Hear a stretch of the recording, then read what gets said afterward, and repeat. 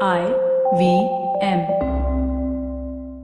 Some people think that Geek Fruit is a show about technology, but it's not. It's actually about us nerds. But if you are a tech head, that's a term I just invented for you, then you should definitely check out Shunya One, hosted by entrepreneur Shiladitya. It's a roundtable discussion about all the tech things you can find in India. Every week, check out the biggest headlines to dissect and discuss from tech, business, and the business of tech. That's Shunya One, every week on the IVM podcast app and anywhere you like to listen to podcasts.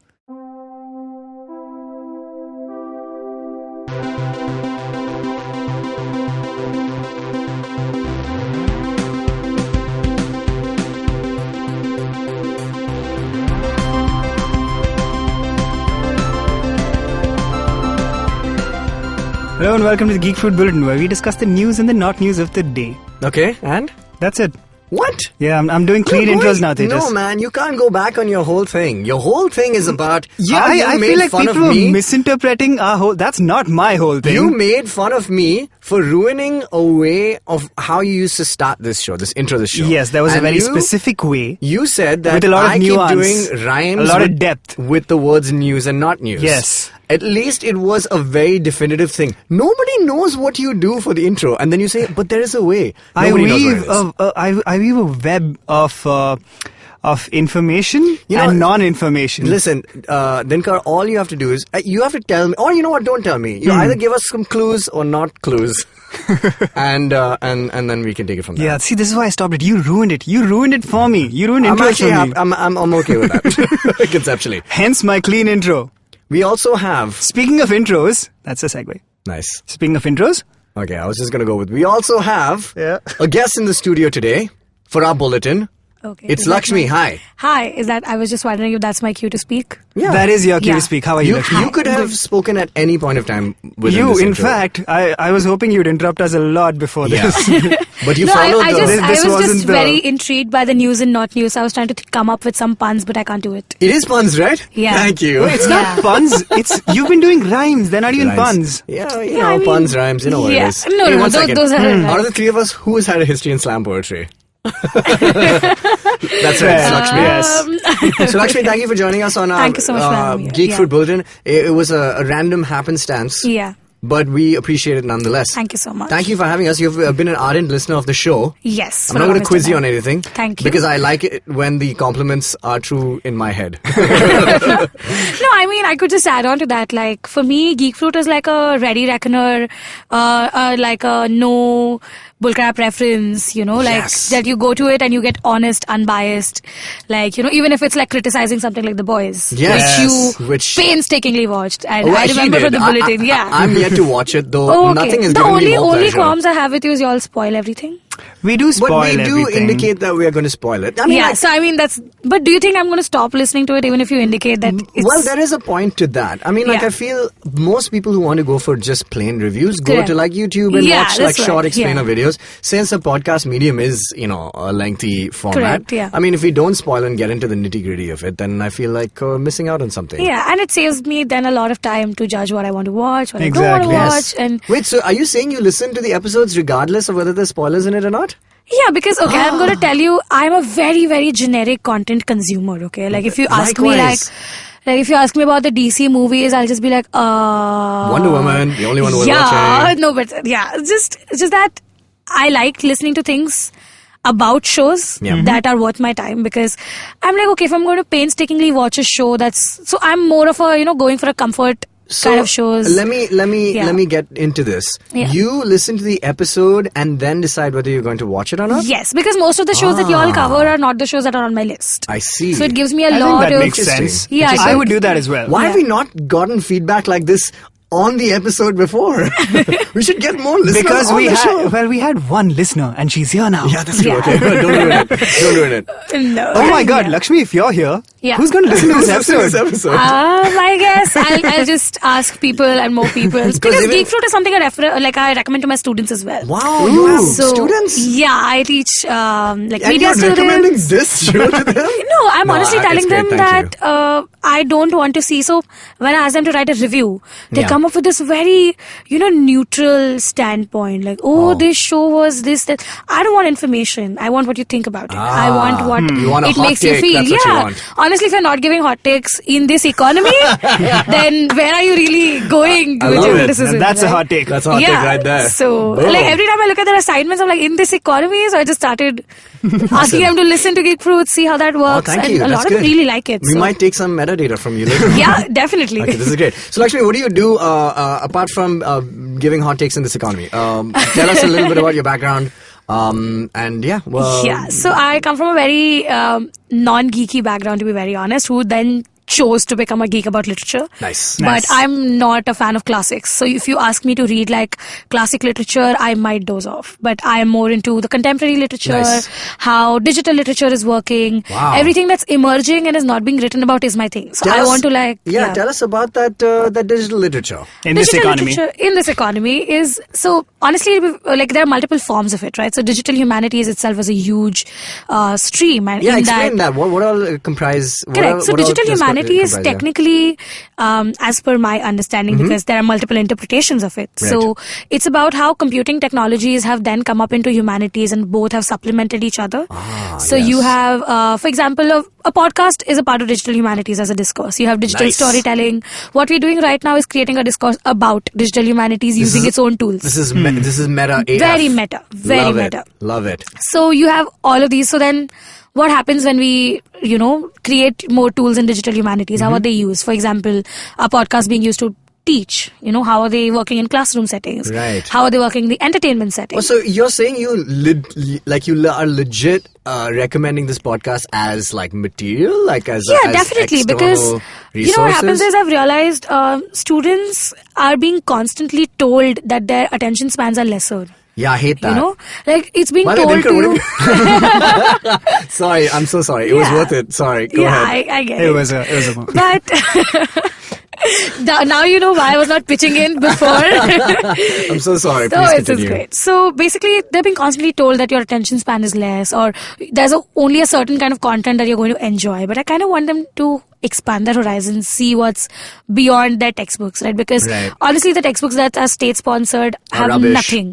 They're just like Wikipedia first page of every topic. Yeah. Save your money, go subscribe to a good newsletter, go subscribe to good channels and listen to them. Like that makes more sense to Do me. you find that, and if you have any other examples of this, Correct. maybe you can tell us, but podcasts are like fighting that idea that, attention spans are growing weak, because a lot of people who get into podcasts, and this was a statistic that was being bandied about Okay. when we were here right at the top of IVM and stuff, where, if you listen to podcasts in your first year, you're listening about 2 to 5 hours a week. If you continue that habit, then in your second year, you're listening to maybe like close to 10 hours, 10 Correct. to 12 hours a week. So like podcasts are like the antithesis really to like Yeah. this short attention, this Instagram Yeah. 10-second story or whatever it is.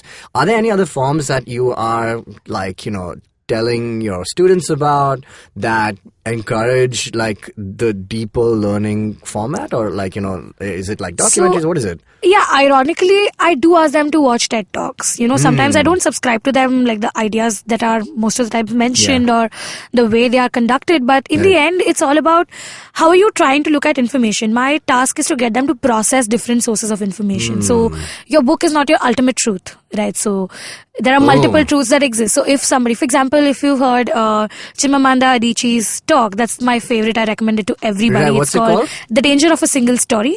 Okay. It's easily available on YouTube, and she Nice. talks about how stories matter and many stories matter, and she talks Right. about stereotypes. And ironically, you say stereotypes are bad, but she says stereotypes are going to happen regardless. The problem is there's one stereotype. When you have multiple stories, multiple sources of information, multiple stereotypes kind of break them and debase them. So to you're a saying large basically extent. you want to paint a story using multiple sources. Yeah, I rather mean, than- honestly, as a student myself, I can't sit through like a loads and loads of text. I need some kind of interest. Yeah, I to- mean, it's 2019. If you don't bring a Exactly. projector into the damn classroom. Yeah, I mean- there's so many tools available. That projector definitely- alone isn't enough. Yeah. No, just, Yeah. Well, when we were in school, that projector when it was rolled into the Oh, class. yes. Ooh, that my moment God, that when- day. Yeah. That We day used to have was this a- lecture a called fun- AV Room. AV Room, right? oh Of my course. God, There used the to be an best. actual fight as to who My gets God. to sit where, Sitting in and front what's of gonna that happen. CRT 22 Yeah. inch with a like projection, VHS, waiting for the teacher to come in and like plug in that same science video, mitochondria as the powerhouse of the cell. It's amazing. Like it has still this is, I accent as believe. well. We sometimes Still do is. movies, and that's a good day. Yeah. We used to watch Stuart Little at best because I studied in a convent school, so not a lot of movies made it to the screen. So we remember there was a screening of Black Swan, and it was a girls-only screening. That's interesting. Yeah, like no, the skaters are wearing short dresses, so it's girls-only screening. I'm like, what? That's kind of There's weird. so many things to unpack and there. boys were from Yeah. School of Rock. What? Yeah. I was like, listen, hello. Because there's no girls wearing short There dresses. are lots of girls in that I movie. I'm don't sure there are. understand. I don't. Sometimes you don't know the logic behind. It's weird. When I was in school, we used to have a room called the Rumpus Room. Wow. Man, I miss the Rumpus Room. What is a What rumpus? is So a the room? Rumpus Room was like, it was for the primary school, obviously, but I used to go as an adult. But yeah, they used to, like Ladybird books and, all the Doctor okay, and stuff like that. Wow. And the entire floor That's not was, much of a rumpus. It was great rumpus because it was like large enough for it to be a library, a play area, and like you could play little games and stuff like that. It was fun, man. It was great. Yeah, and It's very old school humanities, though. I'm more about that digital humanities life. It was a bit analog. I It's agree. pretty analog. But we did do even then. I remember it was multifaceted because it was not just reading. Sometimes a story time. Sometimes you do like little games or Duck Duck Goose or whatever you have. Yeah. But yeah, it was like a multidisciplinary. That's what I was going to say, or interdisciplinary. And even when you're talking about analog, digital humanities does go back and kind of try to reinstate that, so kind of preserve the analog to a certain extent because there's a lot of archiving that happens. Right. So you have your Gutenberg project, you have your Women's Writers project, and all of these are going back and retracing those narratives and saving them so that you can pass them forward, right? For example, oral stories that are going away with the ages, stories that we remember our grandparents telling us. like the art of passing on stories. Yes, via passing on stories. Oral So storytelling. you kind of chronicle it through digital digital storytelling. You record it and place it. So that's becoming a huge thing in India. I know my own cousin, and both my cousins are huge into storytelling, and they, go and adapt like Manto and Girish Karnad and stuff like that, and they just literally have, I used to, before it was really funny because I used to be the only member in the family who was in this performing arts thing, Right. and then he's like, okay, I guess now with his son and both his sons being in the music industry, it's like everyone's on tour at some point in this family. One is storytelling, one is playing music, one is doing stand-up. So they adapt the stories into oral and I've narratives? been part of some of them. A while ago when I was still in Pune, I had the time, we did like Girish Karnad like plays like Hayavadna, and we do like table reads, but but it would be dramatic, and and we would just basically say it with emphasis. That's essentially what storytelling is. Right. But obviously that's evolved now. Yeah. There's a place in Pune called Pagdandi, I think. Book there's Cafe. Book Cafe. Book Yeah. Cafe. So they do a lot of these kinds of events where it's just like the old school storytelling. So it's not spoken word because it's not material that has been created. It's just the art of telling good stories again, abridged or in a different format. In a new format. Yeah. But that's cool. Yeah, I'm into that. So would you can you Lakshmi, why don't you recommend some things we should check out? Because I'm sure more people who are listening, three of us would I'm going to go know. back and listen to this right away. Yeah. So just to before we get to that, just to complete your point. No, that's cool. So basically, I've not only dabbled in spoken word, I've realized over time that it's what the actual end goal was not to become a quote-unquote slam poet. Yeah. The end goal was to see how this format works. So I've experimented, podcast was the second half of this digital journey for me. So you're better than everybody else because you studied the medium before criticizing it. Definitely. I want to be, I'm just joking. honestly, being a part of the system to actually work with the system is really important. It's only then that you can criticize, right? So I do agree. Everyone's entitled to their opinion. Definitely. But And you don't have to be part of the system in the sense that you're also a creator, I think. Correct. Otherwise we'd be out of a job. Yeah, that's what Roger Ebert used to say. He's like, is it just because I don't make movies I can't, critique That's them? different with the movies, right? So with slam poetry, what happens is most of the times anything is passed off as slam poetry. Yeah, I know. So how do you judge what is good? I know how we can. Just before we start talking, we recorded our pilot where I asked this question that do we consider it literary enough? Because you have this entire generation of poets in the country. Yeah. You have your Tagore, you have your Sarojini Naidu, you have have your Ezekiel writing in all kinds of formats, right? Yeah. You have Sahid Ludhianvi and other regional poetry. At the same time, you have a very strong lyrical culture. So you have poetry being turned into music, you have Gulzar yes. and everything. So it's not that they are new things, but slam poetry originated in the US. Yeah. When that came to India, the kind of response it got initially was pretty cold. Like, okay, there are some people who are performing. So I Right. remember 2015, 2016, the room used to have like 30 people. Right. That was the biggest show you would do. 30 okay. people who are not poets. Man, Most of the yeah. time it's going to be, it's like how stand-up comedy also kickstarted, right? Yeah. Comics used to listen to comics, poets used to listen to poets. Then, after a long time, around 2017, there came a turn where pieces started going viral. Right. So, yeah. internet has obviously Definitely. kind of helped So do that. Yeah. after that is when people started actually questioning if something is slam poetry enough. But the entire point is, it's a counterculture form. So counterculture there attacked how poetry was supposed to be an elitist form, right? You have to know how to rhyme, how to use these big words and, you explain things in a very poetic metaphor. Right. People are like, screw that. I'm going to write in free verse. Yep. I'm going to write what I want. And that's slam poetry. Yeah. So when that comes here, you can't really question, right? So your version of slam poetry might be substandard to somebody else, but somebody else might think you're the best in the scene that you've ever listened to. well, we've had similar opinions on music Correct. as well. Yeah. Except just the musicians have just been watching all these subcultures just pass us by. Like, we were just like, hey, music, everyone, at least everyone listens to music, man. Yeah. And then, like, spoken word just, like, zoomed past us. They did. Then stand-up comedy, so on and If so I have forth. to like recommend a few pieces, Commune has been doing some brilliant work in India with spoken word. They do the festival as Yeah, well. they do the Spoken Festival, which is one of the first kinds of spoken word celebrations. So, Commune has, like, the first piece that actually got me intrigued was Rabia Kapoor's An Introvert Banter. Okay. Then you have Hussain Haidari's Hindustani Musalman. It's a very, very... So Rabia talks about a very personal thing as to how she as an introvert is dealing with the world around her. Okay. Hussain takes a more political stand where he talks about... he has this one very beautiful line, if I'm quoting it right. 100 mein ek hu main, ek mein 100. So basically he talks about how he's everything. He is in the temples, he's in the mosque, he follows Ramzan, he also has bathed in the Ganga. मैंने पाला तो रमजान भी है, किया तो गंगा स्नान भी है. That's how he... lyrics, like his lyrics are that sounds brilliant. cool. Yeah. If you I want to dig look that. at some global narratives per se, then you have Button Poetry is doing a lot of work in spoken word. So it's all available on YouTube. Right. Button Poetry has one of my most favorite pieces is To the Boy Who Would Ever Love My Daughter. I'm forgetting the name of the poet. He actually does a theatrical performance where he says, I've been practicing before she was born as to how to protect her. So if you break her heart and her lips tremble, I will feel it with the same lips that she kissed my cheek with.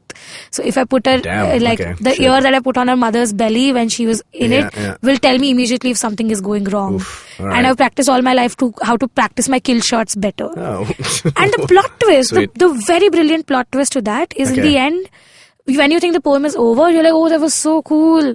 And he says, addendum to the girls who would ever date my daughter. And the entire room breaks into an applause. Nice. And he says, my wife is a better shot than I am. So I mean, that's a very, very Cool. different That's cool. platform, I dig it. right, to figure it out. I dig it. Nice. Yeah. I've had attended a few of these spoken word things and stuff like that. First of all, it's like I don't think I can do one of those nights where there's like maybe it's like a spoken word like open mic. I can't do it. Yeah. One, because maybe the quality isn't great. Yeah. And the second is I can't watch like 15 spoken word poets in a row. Back to it's back, like hardcore.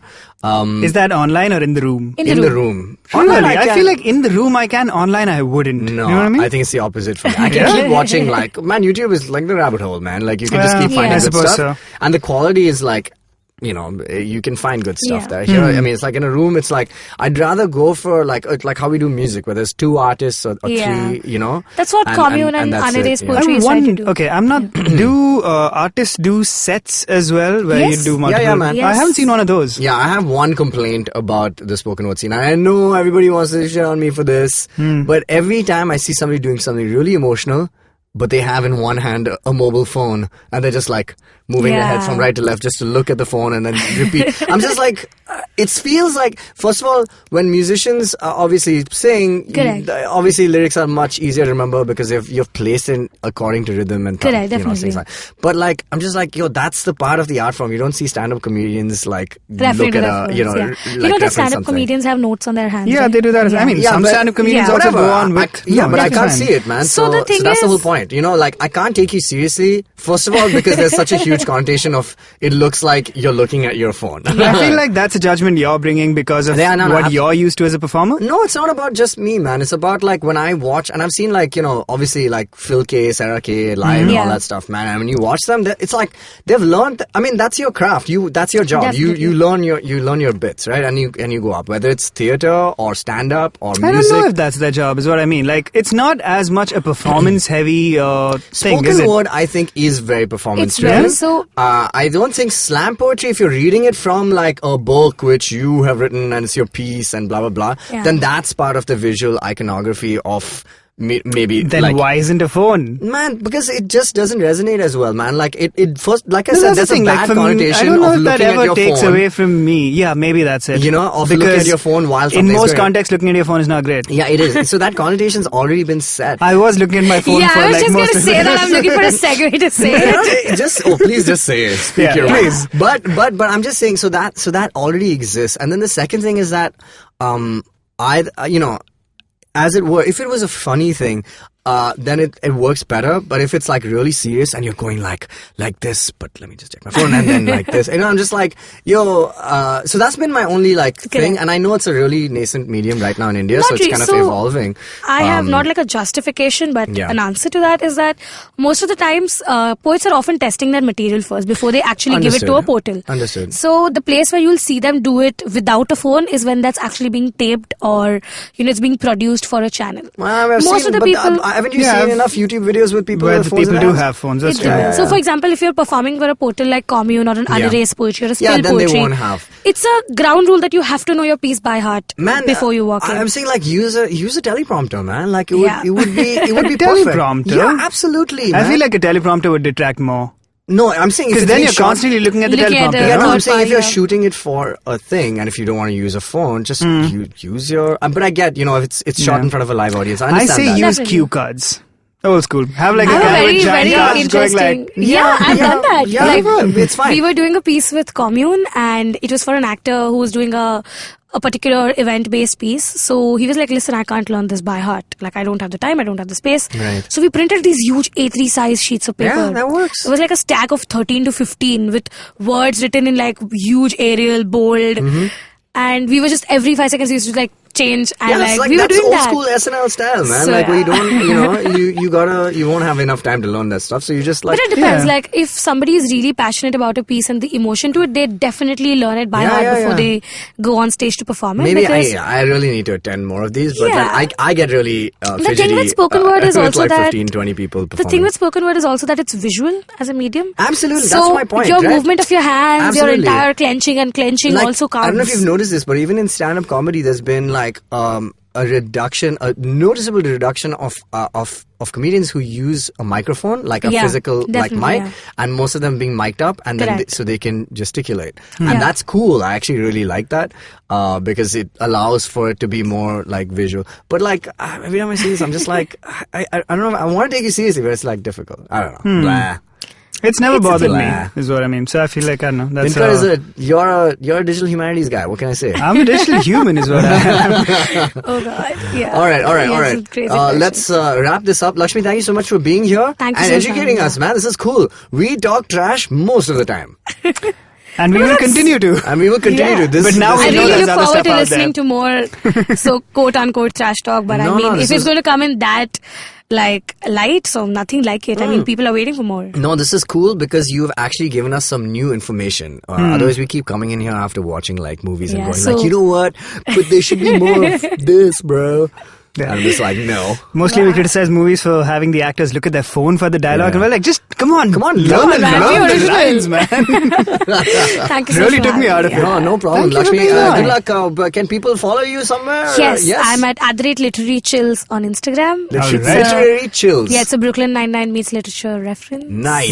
Yeah. I dig it. Yeah, noise is what you mean? Noise, yeah. I'm into it. Yeah, Twitter. I have an anon Twitter, so I'm not going to talk about it. I use it to kind of. Okay. It's cool. Yeah. It's a safe space, Lakshmi. Oh my God. Twitter is really the opposite of a safe space. But it's a rabbit hole that I don't want to take people down on with me. My drafts folder is there are more drafts than actual tweets. No, I mean my tweets are really That's fine. it ranges from things like retweeting a random cat video to that's cool. actually quoting something on the lines of. But Lakshmi, are your retweets endorsements? I just wanted to check. I've never added that in my bio because I think it's redundant at this point. Okay, all right. Yeah, it's a very ideological discussion to have if you're saying. It's dumb. Yeah, it's dumb. But it's the world of Twitter. We must respect its rules. So it's @Laxmi_Krishnan at Twitter on Twitter. Oh, so. you outed yourself. Yeah, I outed myself. Oh, no. It's okay. I'm gonna go clean my Twitter before the episode comes out. I mean, if your Twitter account is your name, I don't think it qualifies as No, an it is anon not account. so far. It is not so far. I'm going to change it.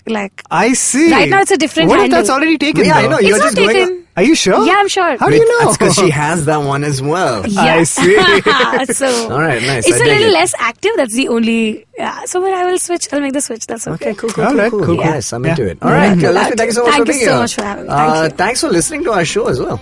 Wow. All right, see you later, See you. you nerd.